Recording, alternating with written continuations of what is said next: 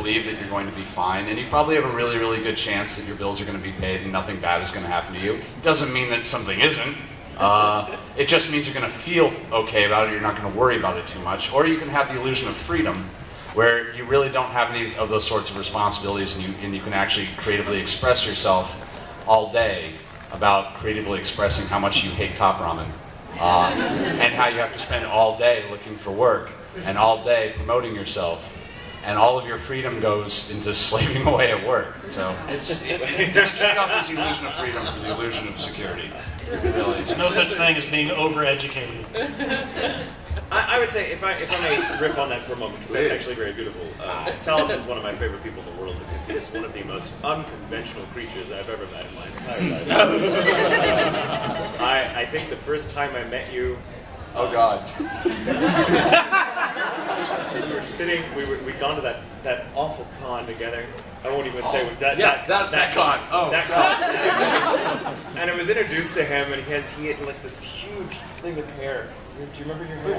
Was it the hair or was it the dreads? No, it wasn't dreads. That was later. You had like the Gene Wilder. Oh yes, fro. the big fro going. And we were arguing about Carnival. Do you remember that? God, I know. I love that show. I know, it was great. And I was like, well, I could have liked it. He's like, no, you cannot like this show. Who are you? Hey, I don't like the show anymore. I don't like it. Just leave me alone. And then somebody introduced us, and I was like, oh, hey. And then like, oh, child actor. And he happened to be in something that I grew up watching. And was like, oh my God, you were in Mr. Mom. Oh God, yes. You were in Mr. Mom. You were the Woody Boy. That was the trope. I cried. I don't know if I ever told you this. I cried. Right. The moment when he's like, could you give me a moment alone, please? Have a Right? Is moment that the to myself? She nailed you it. hate us Oh right my now? God. That line, by the way, Adopt this child. that line I must adopt him. was ad-libbed. That was not in the script. I couldn't remember I couldn't remember my cue, and I just slipped back to my own. I was like, oh God, what would I say? Oh God, that. I cried. They laughed. It was a good laugh. For many, many years. But getting back to what the young just asked about getting a degree, it is perfectly normal and natural to be worried about, what's the best course of action to do, because I want to make sure I can pay my bills and have a chance at the thing and do the things and all the stuff and be good at it and have money and that's wonderful. We all want to do that. There is no such animal in the world as a guarantee. You all look for one. You have to learn to just fly. I mean, that's the one thing. We could sit here and talk all day about our particular paths. If you've noticed, the running theme here is we all found acting in the weirdest way possible. There are no hard and fast rules for this kind of life. One of us was tricked, the other one studied, another one started in radio. Taliesin came from Mars. Like a perfect challenge. Right. It's one of those things.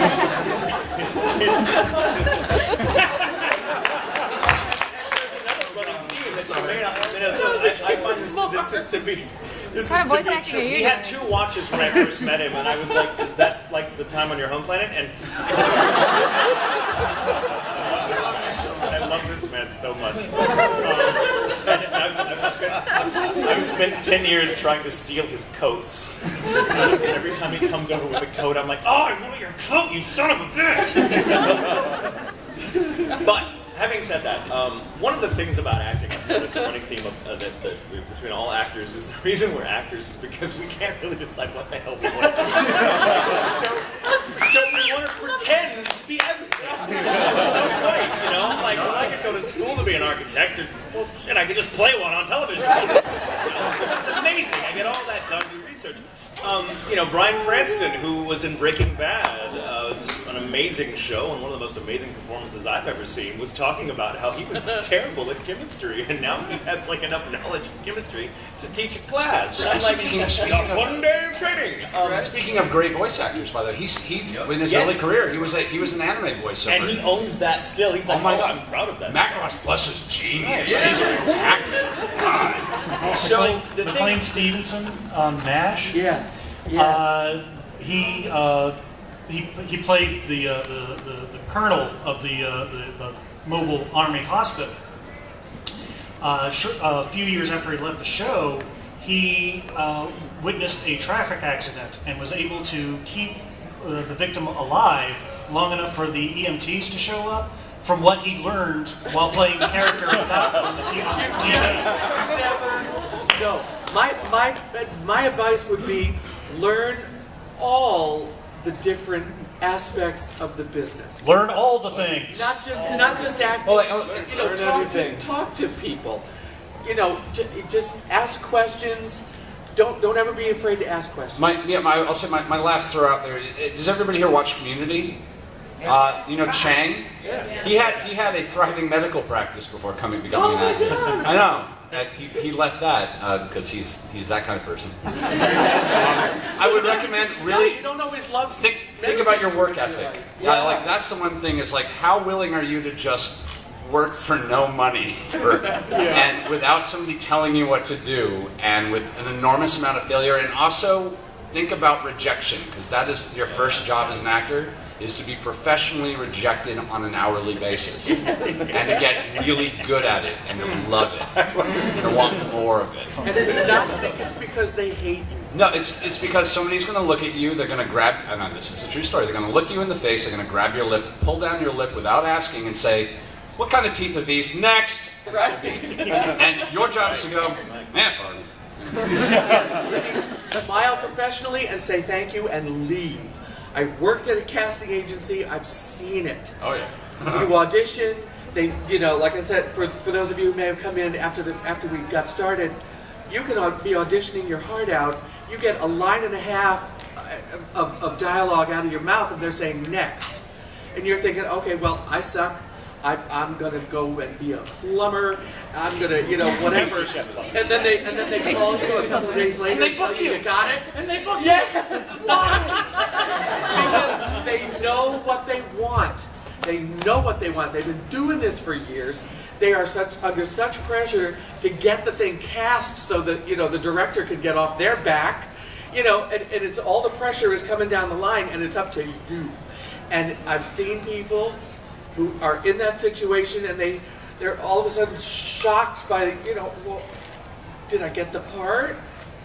Please don't do that. That's why you see so many frail, crazy actors. Oh, yeah. Because that kind of energy takes its toll on your psyche. Oh my God! Oh my God! For the rest of the week, you're in a fetal position on the couch. Yeah. Because you think you'll never amount to anything. That was our chant for a while. Welcome it. Embrace those rejections. Yes, I'm that much closer to a yes, and I made contact today. I presented myself as a professional, and they will remember that. You know, oh yeah, Amy was in here the other day. Get Amy on the phone. She's the one we need for this. Smile, leave, and remember the receptionist's name. Oh God, yes. Oh, that's the best piece of Oh advice. my God! You want to talk about ego boo? Okay, yeah. That young lady next to I'm the sorry, we Minecraft have head, 1,000 questions. You got to tell us to shut you've had up. your hand up for like half an hour. How do you deal with like anxiety? Speak, project to the balcony. From the diaphragm. From the diaphragm, You throw have- it out, baby. If you have anxiety and like if you're anxious during like casting calls, how do you deal with that? That is an excellent question. I heard. I'm sorry to hog everything here. One of the best tricks I ever heard was you take all of that nerve-wracking stuff, and you send it to your toes, and you curl up your toes in your shoes. Your toes are curled, you're bleeding into your shoes, okay? But up here, you are the consummate professional. You're presenting yourself. I'm here to do what you asked me to do for this audition. Whatever, you drop your shoulders. Another great tip. Great tip. Stress management class in AT&T. I remember it to this day. You drop your shoulders. That gets rid of so much stress. Oh, It's seriously, amazing. drop your shoulders. But right now. literally, I mean, everybody, yeah, just It's amazing. see. Doesn't that feel better? But it's you know that develop those little whatever works for you. But this one was great. Just scrunch your toes and let it all the tension be there in your shoes. But up here, tension. Huh. Now, Don't know the meaning of the word. I will also say, one of the best pieces of advice I ever got as an actor was my first gig. Getting back to the one I was tricked into doing, the character's name was Rikichi in Samurai 7, right? And He was a very dramatically demanding character for someone that had not acted for 10 years. So I was really nervous. Every day I went in, for the 8 months we worked on that show, I had butterflies in my stomach. And I knew the people I was working with. You know, I knew them as friends. So this wasn't like being in front of a stranger. And I was a wreck every time I went in. And Bevins, who's just a brilliant director, he's very much an actor's director. We all love working with Bevins because he just knows how to get inside our head and be like, stop being you. Be the character. This isn't about you. And he could tell that I was spending. He could tell that something was off. One day I was just in a really bad place. I didn't feel like I was getting anything right, and so every line I read just reinforced this notion in my head that I suck. Oh my God, what am I going to do? I can't believe this. I'm ruining this poor man's show. And he finally just got on mic and said very bluntly, what's going on? Stop. So you know what the problem is, Tatum? He said, you are spending so much time and energy trying to pretend to me that you're not nervous, that you've got nothing left over for the character. How about you just give the character all that nervousness and let him deal with it? Because I'm frankly tired of dealing with Michael right now. I'd like to deal with Rick. And I'm like, yes, well, that's amazing. And he's like, hey, guess what? This character right now is terribly nervous. He's about to sing to a bandit who was going to kill him if he doesn't, and he's dressed in drag. You don't think he's nervous right now? And I'm like, oh my God, you're right. And so I just let go and gave it all to him, and I stopped trying to not be nervous. It's kind of like when you have to cry on cue, right? That best advice I ever got was someone was like, well, just try really hard not to. When you think about it that way, suddenly you find yourself in this reverse role. So don't. That's great. We spend so much time trying not to be nervous, trying, not to be, to not come off as looking anxious because we have this narrative in our head that we'll look like asses, but no one cares. You just go in and give it your best shot. Be nervous. That's the thing. Being courageous has absolutely nothing to do with not being afraid. It's about being afraid and doing it anyway. You know, and so just curl it up in your toes and go. Trying not to be nervous is nerve-wracking. Try too much. Yeah, stop trying to be. It's actually counterproductive. Right. Present yourself as a professional. Hi, my name is Amy, and I'm here to audition. Inside you're a crumbling bag of goo, but that's okay. That's okay. They can't see that. They can't see that. And know that they're just as nervous. Yeah. They're just as nervous. I mean, I mean, for example, like when I used to do these panels in the early days, I'd sit there and be, oh my God, it's a Q&A. I don't want to go and say it. I don't want to go and say it. And I was starting to realize, I'm like, oh, you're nervous too. You're going to sit up and ask something. And I'm like, oh God, we can all be nervous together. They're nervous. They got deadlines. They're stressing. They got people breathing down their necks too. So you're all in the same boat. No one is looking at you going, oh my gosh, she's nervous. What a noob. Yeah. What a noob! What a noob!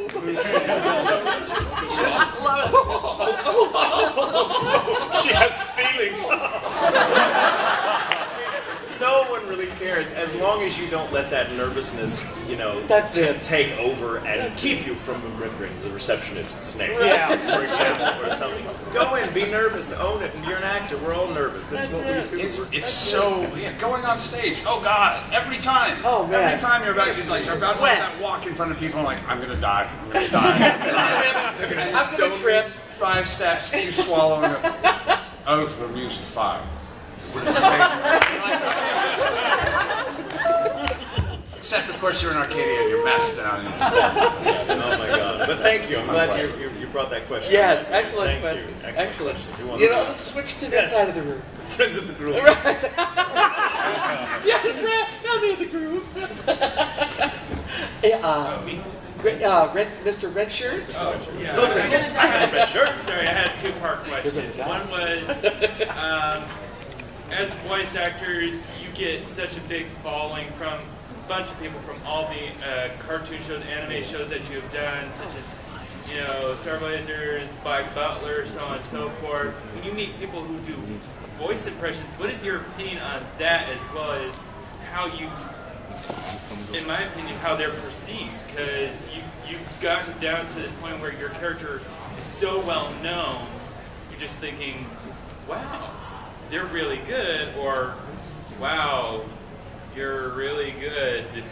So, what is your opinion on voice impressionists? Well, when that happens, I'm like, oh, you're so good. Kill him.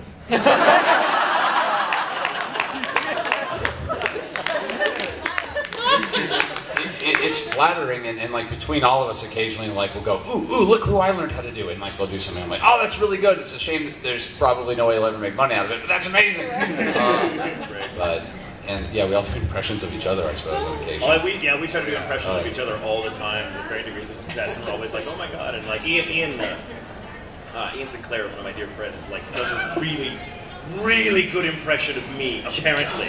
He refuses to do it in front of me because he's afraid. He's like, you'll kill me. I'm like, I would. But he's like, oh yes, I did my best Tatum. So now I'm trying to work on an Ian Sinclair so I can steal work from him. The Crispin impression. The Crispin. Your Savin impression is dead on. Thank you. Yeah, it's flattering. Yeah, I love it. I mean, I will say I meet a lot of people, who want to be voice actors who come to you and say, "Oh my God, look, I can do this voice. Look, I can do this voice. Look, I can do this voice." And like everyone can do the Gollum voice. Everyone can do the Gizmo voice. Everyone. But I mean, and so it's important to remember, like, being an impressionist is a handy tool and it's a great skill to have. But when you're looking for acting work, those are not the voices typically you want to bring to an audition unless they've specifically asked for it. And they will not specifically ask for it terribly often. Because they've already got one. They've already got one. Usually already have like 3 already on the back burner in case one person has the flu. So yeah. I knew a budding voice actor who was told like he really wanted to do. He was trying to do impressions, and so his mentor said, "All right, I want you to do Billy Crystal, Miracle Max from Princess Bride. I want you to work on that voice, get it down to his teeth." And he's good. And months later, he came back and he could do it wonderfully. He's like, "Excellent. Now I want you to appreciate how useless it is because they've already got Billy Crystal, and they're going to hire him before they hire you." Life lesson. He's like, son of a, So I mean, it's so impressions are awesome. They're great, and there are some remarkable, master impressionists out there. And I'm very flattered when people, do impressions of me or whatever. And I'm occasionally be good in the toolbox where you can kind of throw a little bit of somebody in there. But more important, I think, is being comfortable with your own voice, especially because that's the voice they're going to want to use. Like, can you act in your own voice? Because that's what's going to set you apart. There's something about your voice that no one else can do. But people are going to try and learn. But people are going to try and learn. Eventually, at some point, you're like, not bad. But yeah, so... Who's got another question? You, there, the front row. Let's see. What are the best impressions that you can do? Best impressions I do a really mean me. I don't know who's got a good. I learned how to do it in the vague hope that Disney would recast him with somebody who didn't work more than I did, but of course they did. So I'm never going to use it again, but it was lovely. Oh, you want me actually? Yeah, come on, do it. I actually did it for a birthday party not more than 1 week ago, where they had me marry a birthday party. And it was really very rewarding. Alan Tudyk now does that for Disney, by the way. Wash from Firefly is like the new official. Yeah. Have some candy. It's not pink, it's salmon. Up to the ceiling. Right. I like to do Bill Cosby.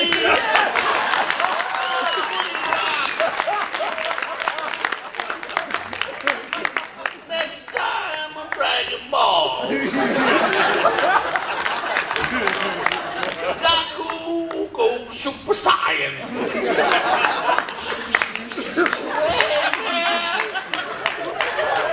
I am not following that screen. I don't have an impression. I don't really have an impression. I don't. Really? Do I don't really do the impression. I don't either. Everyone has a walk-in. Mine sucks. I'm like, Yeah, every You now actually and watch then walk and talk. No one actually walking doesn't sound like walking. Right. Something will pop out without kind of trying, and your little dog too.